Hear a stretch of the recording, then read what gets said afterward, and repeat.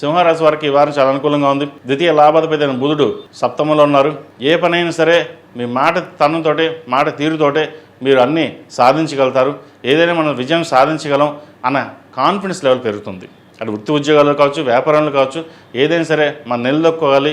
మన అవమానించిన వాళ్ళు, ఇబ్బంది పెట్టిన వాళ్ళు ఎవరైతే ఉన్నారో అవన్నీ పక్కన పెట్టేసి అవన్నీ కాకుండా మనం ఏంటో నిరూపించుకోవాలి అనే భావన ఎక్కువగా ఉంటుంది. జీవిత భాగస్వామితో మాట్లాడేటప్పుడు చిన్న చిన్న మనస్పర్ధలు వస్తుంటాయి. అవేం పట్టించుకోకుండా సామరస్యంగా ఉండి ముందుకు వెళ్ళండి, మంచి ఫలితాలు ఉంటాయి.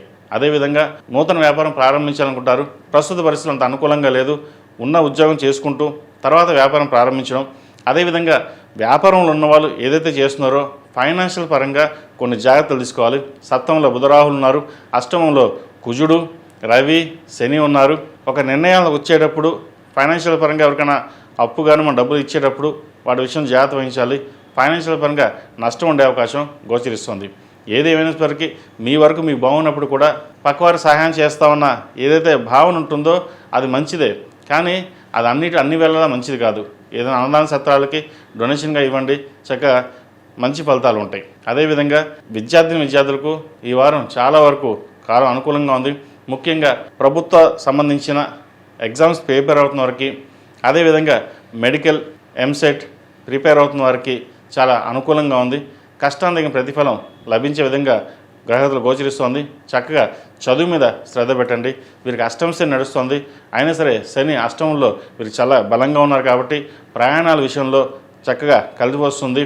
దూర ప్రాంత ప్రయాణాలు కలిసి వస్తుంది. స్థిరాస్తి సంబంధించిన విషయవరాలు చాలా సానుకూల పడతాయి. ఏది ఏమైనప్పటికీ ఖర్చుల్ని అదుపులో ఉంచుకోవాలి.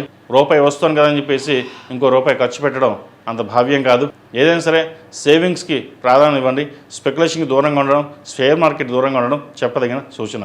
ఒక నిర్ణయం తీసుకునేటప్పుడు జీవిత భాగస్వామితో మాట్లాడి చర్చించిన తర్వాతే ముందుకు వెళ్ళినట్లయితే మరిన్ని మంచి ఫలితాలు ఉంటాయి. Chartered accounts, real estate, software రంగం వారికి, అదేవిధంగా ఫ్యాషన్ టెక్నాలజీ రంగంలో ఉన్న వారికి, ఆర్టిఫిషియల్ ఇంటెలిజెన్స్, కూరగాయల వ్యాపారస్తులకి ఈ వారం చాలా అనుకూలంగా ఉంటుంది. ఈ రాశిలో జన్మించిన వారికి కలిసి వచ్చే సంఖ్య 5, కలిసి వచ్చే రంగు తెలుపు.